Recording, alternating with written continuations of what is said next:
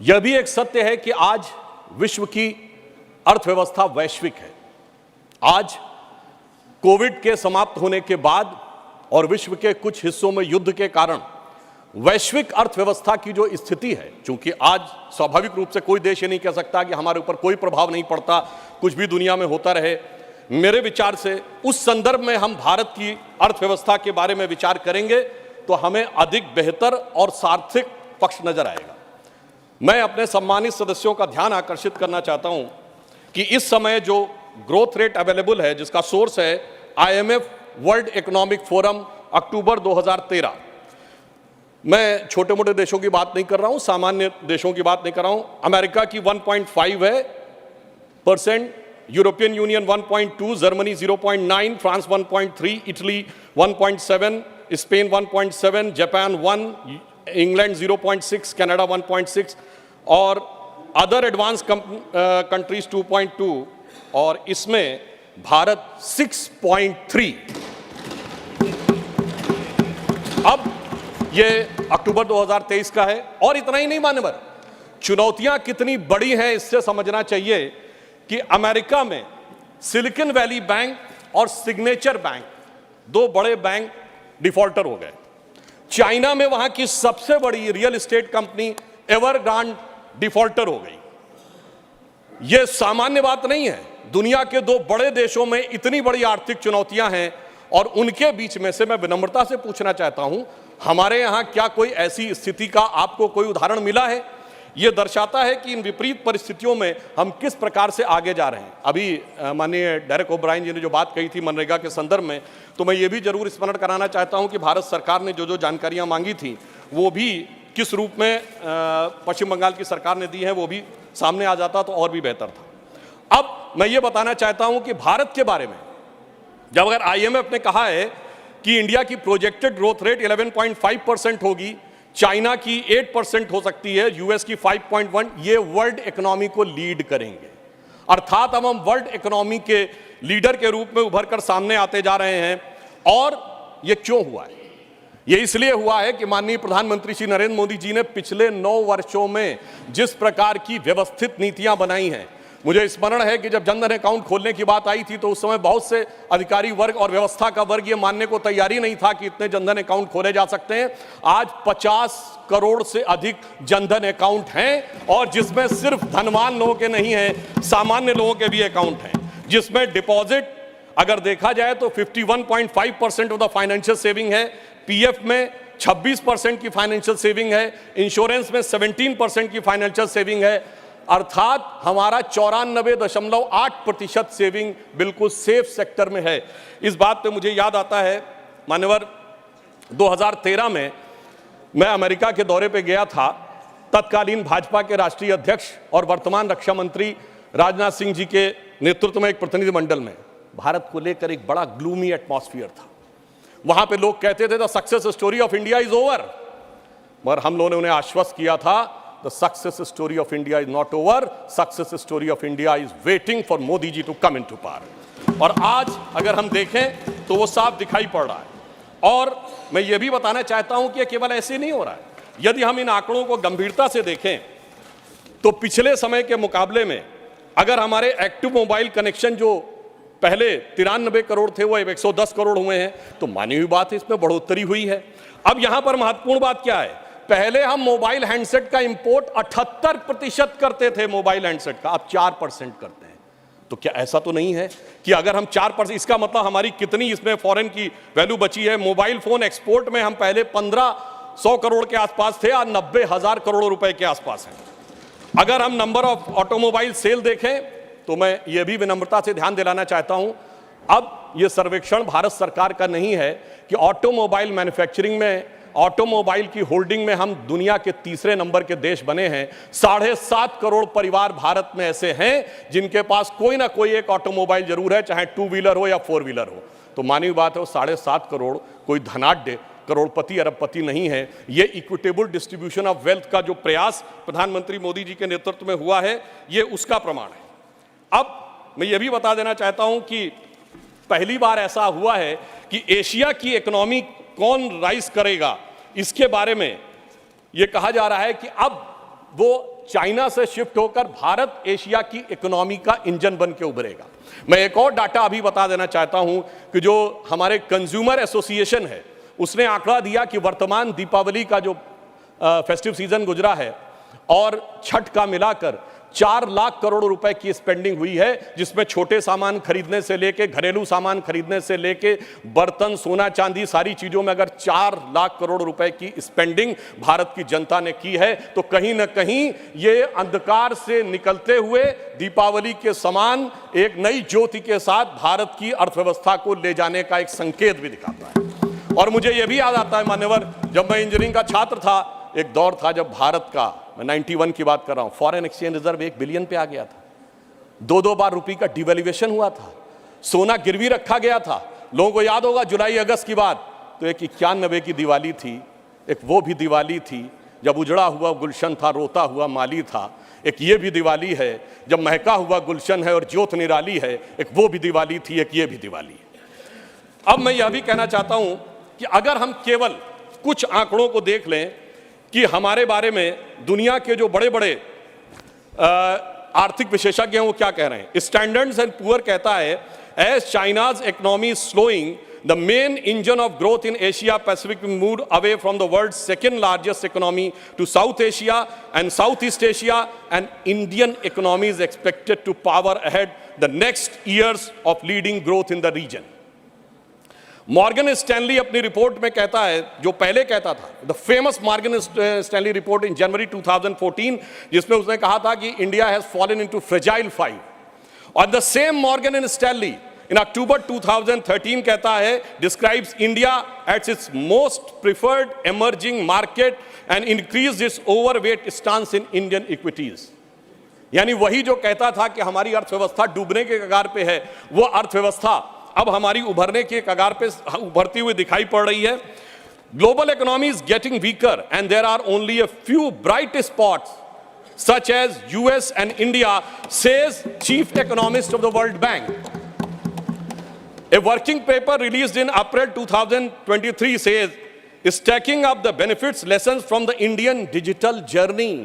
इसका मुख्य कारण उन्होंने बताया है कि प्रधानमंत्री श्री मोदी जी के नेतृत्व में जो डिजिटल ट्रांसफॉर्मेशन हुआ है उसने भारत को एक नए स्वरूप में पहुंचाया है, और इसीलिए यह कहा है आईएमएफ ने कि इंडिया एक फास्टेस्ट ग्रोइंग इकोनॉमी के रूप में आगे बढ़ रहा है। और यह केवल ऐसे ही नहीं हुआ है। अगर आपने देखा कि लास्ट मंथ में फिच ने अपनी रेटिंग भारत की एक्सपेक्टेड ग्रोथ रेट 5.5 से बढ़ाकर 6.2 कर दी और चाइना की 5.2 से घटाकर 4.5 कर दी। इसीलिए मैं सिर्फ मेजर इकोनॉमी से कंपैरिजन कर रहा हूं। यह दर्शाता है कि दुनिया किस हालात में है और मोदी जी के नेतृत्व में हम किस हालात में हैं, इसे समझने की जरूरत है। और यह क्यों हुआ? क्योंकि हमारी वित्तीय नीतियां बहुत सार्थक और व्यवस्थित ढंग से आगे बढ़ी। सबसे ज्यादा इंफ्रास्ट्रक्चर अगर आप देखेंगे बजट में तो इंफ्रास्ट्रक्चर में हुआ। रेल, रोड, पोर्ट्स बने। गरीब कल्याण के लिए चाहे 80 करोड़ लोगों को कोविड के दौरान धन देने की जरूरत नहीं, मैंने कहा अनाज देने की जरूरत पड़ी। कई बार लोग प्रश्न करते हैं इसकी क्या जरूरत थी। मान्यवर, जब सप्लाई चेन्स खत्म हो गई थी, अगर आप किसी को पैसा दे देते तो वो चीज की व्यवस्था करता कहां से, इसलिए वो अनाज पहुंचाने की व्यवस्था थी।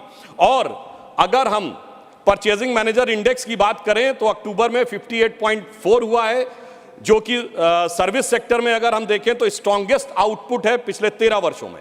मैन्युफैक्चरिंग सेक्टर में 28 कंसेक्यूटिव मंथ में वो बढ़ता हुआ 50.5 है अक्टूबर 2023 में। और डोमेस्टिक एयर ट्रैफिक में 11% की बढ़ोतरी हुई है अक्टूबर 2023 में।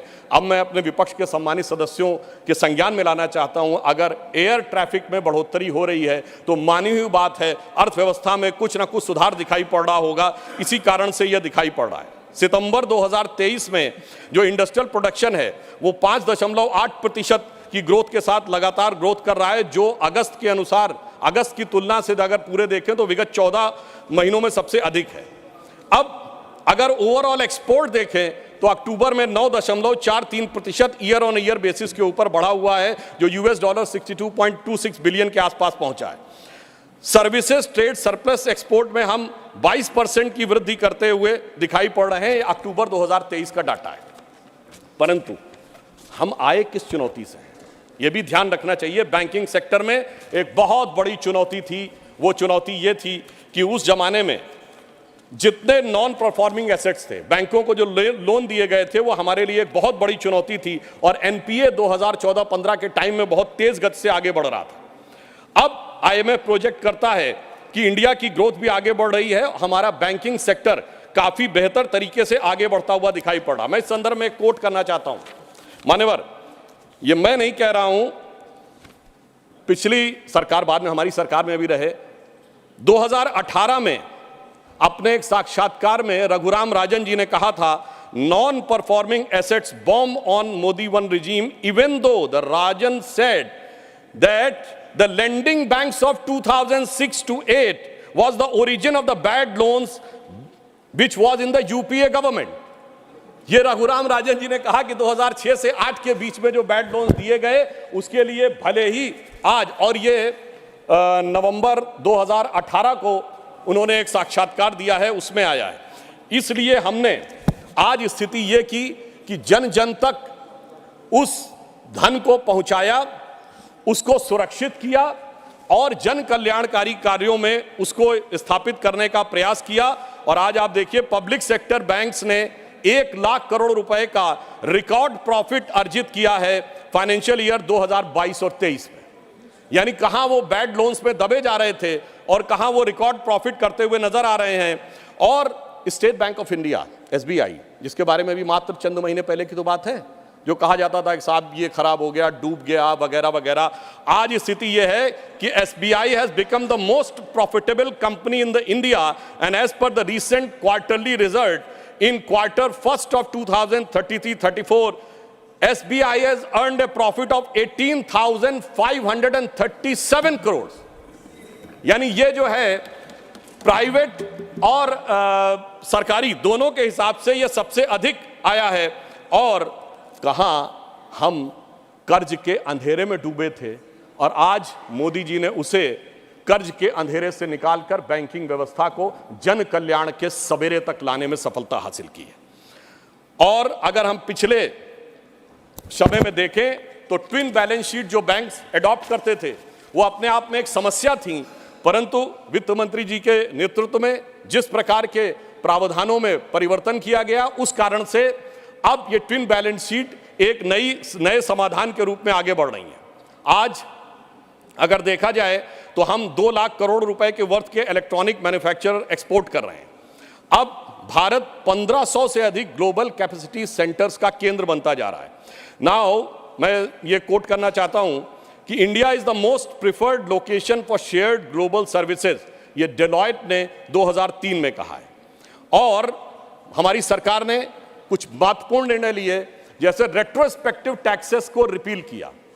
रेट्रोस्पेक्टिव टैक्सेस के कारण जो एक अनसर्टेनिटी बनी रहती थी अर्थव्यवस्था को लेकर, वो समाप्त हुई।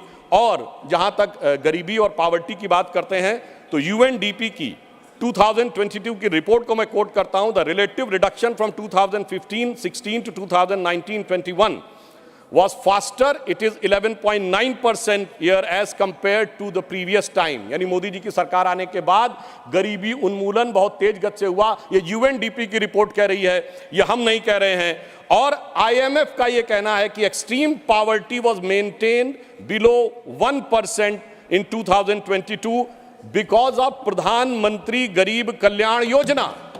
यानी वो साफ मान रहे हैं कि प्रधानमंत्री जी ने जो योजना बनाई, उस कारण से जिसको हम गंभीर कहते हैं, गंभीर गरीबी कहते हैं, वो 1% से नीचे पे आई है। अब आईएमएफ की चीफ क्रिस्टिना जॉर्जिएवा ने अभी कहा है, एक साल पहले उन्होंने कहा, India deserve to be called the bright spot and otherwise the dark horizon because it has been the fast growing economy even during this difficult time and most importantly this growth is underpinned by structural reforms। यानी IMF chief ये बात की तस्दीक कर रही हैं कि मोदी जी के नेतृत्व में जो आधारभूत संरचनागत परिवर्तन हुए, उसी कारण से भारत एक ब्राइट स्पॉट के रूप में उभरता हुआ दिखाई पड़ रहा है। और जो इन्फ्लेशनरी प्रेशर्स हैं, उसको देखते हुए भारत ने तुलनात्मक दृष्टि से महंगाई पर सबसे बेहतर नियंत्रण पाने में सफलता हासिल की है। ये कौन कह रहा है? ये कह रहे हैं mister Noel Quinn, who is a group chief executive of the HSBC, और ये उन्होंने 2022 में कहा। मैंने इसीलिए सिर्फ वो बातें कोट करने का प्रयास किया जिनके के द्वारा यह समझा जा सके कि किस प्रकार से अर्थव्यवस्था की इन चुनौतियों में हम क्रमशः आगे बढ़ रहे हैं। और मैं यह भी एक बात बताना चाहूंगा कि भारत की अर्थव्यवस्था अपने आप में किस प्रकार से आगे बढ़ रही है। मैं एक कोट करना चाहता हूं, एक नोबेल प्राइज विनर हैं, स्टैनफोर्ड यूनिवर्सिटी के professor, his name is Michael Spence, जिन्होंने 2022 में कहा, quote, the global economy is undergoing a regime change today. India is outstanding performer now. It's a powerhouse of digital and life science realms. It is thriving digital ecosystem, and India is instead a digital system replacing existing retail systems. Entrepreneurs, companies, and are building solution to integrate existing and sometimes very small retail business into a digitally enabled supply chains, making them more effective. अर्थात विश्व का जो आधुनिक supply chain व्यवस्था है, जो आधुनिक infrastructure है, उसको मोदी जी के नेतृत्व में जो डिजिटल ट्रांसफॉर्मेशन हुआ है, उसने एक बड़ा परिवर्तन लाने की स्थिति बनाई है। अब मैं यहां पर यह कहना चाहता हूं कि वर्तमान समय में यदि हम देखें तो हमने उस जिम्मेदारी का निर्वाह किया है कि गरीब के पास जरूरत पड़ने पे जीवन की आवश्यकताएं भी रहीं, विकास के नए सोपान भी बनते रहे, रेलवेज का मॉडर्नाइजेशन हो, 90% से अधिक इलेक्ट्रिफिकेशन हो गया हो, 70 से अधिक एयरपोर्ट बन गए हो, भारत चीन सीमा के ऊपर हैवी इंफ्रास्ट्रक्चर का निर्माण हो, वो भी किया है, कोविड वैक्सीन भी सबके लिए उपलब्ध कराया है। और इसके बावजूद आज पहली बार ऐसा मौका है जब G20 और G7 कंट्रीज में हम दुनिया में सबसे बेहतर स्थिति में नजर आ रहे हैं। मुझे लगता है कम से कम ईमानदारी से इस बात को समझने का प्रयास करना चाहिए। परंतु ये जानते हैं क्यों हुआ है? कारण यह है कि प्रधानमंत्री श्री नरेंद्र मोदी जी इस बात को भली भांति उन्होंने समझा कि उनका धन को किस मार्ग से व्यय करना चाहिए। मैं कोट करता हूं, हमारे धर्मशास्त्रों में कहा गया है, धनात् धर्मः तथा सुखम। धन वही सुख का कारक होता है जो धर्म के मार्ग से व्यय होता है। यानी जो जिसका धर्म है उसको सही दिशा में, गरीब के लिए, विकास के लिए। मगर क्या बताएं मान्यवर, जो लोग धर्म के समूल नाश का संकल्प लेते हो, उनके लिए जो संपत्ति है वो भी विपत्ति बन जाती है और वो सुख कारक बनने के रास्ते पर नहीं चल पाती है। परंतु मैं कहना चाहूंगा कि मोदी जी के नेतृत्व में उन्होंने जैसी युक्ति बनाई है, उस कारण से जो आर्थिक विपत्ति थी वो अब संपत्ति की तरफ बढ़ती हुई नजर आ रही है। अब यहां पर मैं एक और बात भी कहना चाहूंगा मान्यवर, कई बार लोग ये कहते हैं कि साहब आप लोग आर्थिक विषय की बात करते हैं, मगर मैं ध्यान दिलाना चाहूंगा कई बार आर्थिक विषयों की बात करते करते लोग किसी दूसरे विषय पे चले जाते थे। मैं ये याद दिलाना चाहता हूं कि एक दौर था मान्यवर जब भारत की अर्थव्यवस्था का मजाक उड़ाया जाता था। क्या कहा जाता था? ये 2% से ऊपर कभी ग्रो ही नहीं कर सकते। इसको कहा जाता, this is a Hindu growth rate. ये कह के हमारा मजाक उड़ाया जाता था कि ये कभी 2% से ऊपर ग्रो नहीं कर सकते मान्यवर। मगर जब से हम लोग आए हैं, यानी जो लोग कहते हैं कि उन्हें हिंदू ग्रोथ रेट ज्यादा अच्छी लगती थी, अब यह 7.8% की हिंदुत्व की ग्रोथ रेट है, क्योंकि अब वो लोग आए हैं जो हिंदुत्व में विश्वास करते हैं। और मैं ये भी एक याद दिलाना चाहता हूं, इसे कोई संयोग माने या दैवयोग माने, मान्यवर जब भारत स्वतंत्र हुआ, इस बार की दीपावली के लिए मैं एक और बात भी कहना चाहूंगा, एक नया परिवर्तन भारत का जानते कैसे आया? ये सब कुछ जनता के सहयोग, समर्थन और मोदी जी की युक्ति के साथ तो हो ही रहा है। एक नया स्वरूप भी भारत का उभर रहा है। वो क्या है? जब मान्यवर देश आजाद हुआ तो उस समय भारत की अर्थव्यवस्था पे ताला लगा हुआ था। हमारे तुरंत विपक्षी लोग कहते साहब कुछ था नहीं, बहुत कुछ हम कर नहीं सकते थे। और जब ताला खुला उस समय श्री राम लला विराजमान भी ताले में ही थे। जैसे ही राम मंदिर का आंदोलन शुरू हुआ, अर्थव्यवस्था के अंदर भी नया परिवर्तन शुरू हुआ। 90 से 92 का ही दौर है अर्थव्यवस्था में भी बदलाव का, भारत की अर्थव्यवस्था के खुलने का, भारत की राजनीति की व्यवस्था के भी बदलने का। और यही वो दौर है जिस समय विवादित ढांचा भी गिरा और नेहरूवियन मॉडल भी समाप्त हुआ। यानी अगर आप देखें तो वो दौर था जब फॉरेन एक्सचेंज रिजर्व भी 1 बिलियन पे था। परंतु मैं ये याद दिलाना चाहता हूं, कुछ लोग लगेगा ये तुलना है क्या, तो मैं ये भी याद दिलाना चाहता हूं, उसके बाद एक बड़ा दौर आया जब 2003-4 में, आप याद करिए, हम करंट अकाउंट सरप्लस कंट्री बने। 2003-4 के चौथे क्वार्टर में हम सबसे तेजी से बढ़ने वाली अर्थव्यवस्था हुई और इंडिया सक्सेस स्टोरी 2003-4 में कही जाने लगी। यही वो दौर था जब खुदाई हुई और 70 खंबे निकले थे, जहां से साबित हो गया था कि श्री राम लला विराजमान के पास ही वो मंदिर है। अब आप आइए साहब, उसके बाद 2019 में जब जजमेंट आया तो तब 1 बिलियन था, जब खंबे निकले तो फॉरेन एक्सचेंज रिजर्व 100 बिलियन था, अब मोदी जी के नेतृत्व में 500 बिलियन पहुंच गया। और इतना ही नहीं मान्यवर, अब जब राम मंदिर बनने जा रहा है तो हम 5वीं बड़ी अर्थव्यवस्था है, चौथे बड़े स्टॉक एक्सचेंज है, तीसरे बड़े ऑटोमोबाइल मैन्युफैक्चरर हैं, दूसरे बड़े मोबाइल के मैन्युफैक्चरर हैं, इंफ्रास्ट्रक्चर में इन्वेस्ट करने वाले हम नंबर 1 के देश हैं और चांद के अछूते कोने को छूने वाले देश भी बन गए। और अब अगर आप देखें तो हम G20 में सबसे ऊपर बढ़ते चले जा रहे हैं। ये कह के मैं सिर्फ ये बताना चाहता हूं, कुछ ऐसे संयोग होते हैं जिनको देखने के लिए एक अलग दृष्टि चाहिए, जिसके लिए रामचरितमानस में एक चौपाई है कि सुमति कुमति सबके उर रही, यानी अच्छी मति और बुरी मति सबके मन में रहती है। नाथ पुराण निगम यह कहीं, ये पुराण और उपनिषद ये बताते हैं। और जहां सुमति तहां संपत्ति नाना, जहां कुमति तहां विपत्ति निधाना। तो इसलिए जो हम धनात धर्मात तथा सुखम की दृष्टि के साथ संपत्ति बढ़ते गए, वहां इस देश में संपत्ति आती गई। On the lighter note and on the serious note मैं ये भी कहना चाहूंगा, हम सब चाहते हैं कि भारत वर्ल्ड की नंबर 1 की इकोनॉमी बने और मां लक्ष्मी की कृपा इस देश पे बनी रहे, पर मां लक्ष्मी भी कमल पर ही विराजती हैं। और मैं अंत में ये कहना चाहता हूं कि इस बात को भली भांति समझ लीजिए, आप जितने आरोप प्रत्यारोप मोदी जी के ऊपर लगाते हैं, आप देखिए पूरी दुनिया में एक सुनामी आई हुई है। चाइना अमेरिका जैसे देश जूझ रहे हैं। ब्रिटेन में यह कहा जाता है कि जब जाड़े का मौसम आ गया है कि they have hardly money either to heat और टू ईट, यानी या तो खा लो या बिजली का बिल पेमेंट कर लो। उस दौर में मैं अगल बगल वालों की बात नहीं कर रहा हूं कि श्रीलंका और पाकिस्तान में क्या हो गया।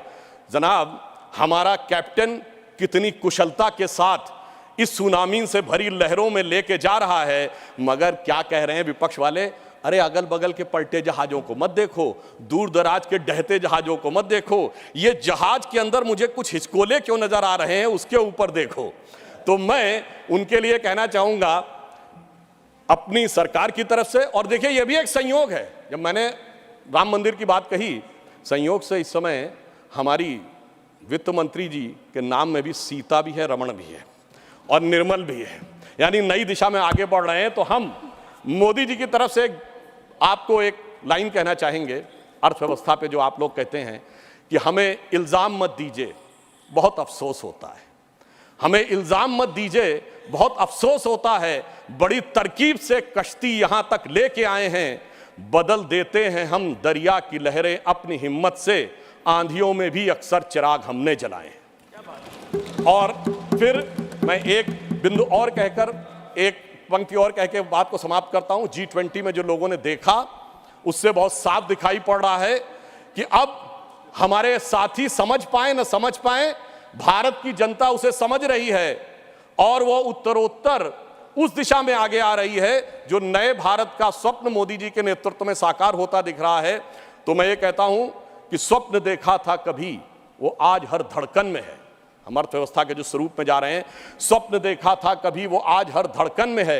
एक नया भारत बनाने का इरादा मन में है और बढ़ रहे हैं हम प्रगति की ओर, उस रफ्तार से कर रहा है विश्व भी हमको नमन उस पार से। धन्यवाद।